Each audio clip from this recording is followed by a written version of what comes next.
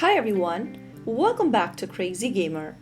In this video, we are gonna learn how you can easily change your email on Electronic Arts account or EA.com. First things first, launch open a web browser and type in EA.com in the URL box and you'll end up in the official website. Now from the home page, go to the upper right corner and click on your profile icon. In the expanded menu, click Account Settings. Inside the Account Settings or the Account Management tab, scroll down from the Account Information section and click Edit right next to Email Address. Now enter a new email address you want to change to. Once done, click on Send Code and wait for your verification code to arrive via email. Go open up your email inbox and you'll receive an email from EA.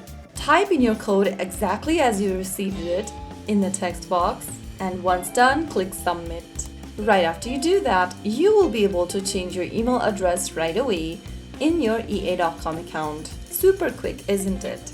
So there you have it. If you found the video helpful, don't forget to like, share, and subscribe to our channel. I will be back again in the next video. Thank you for watching.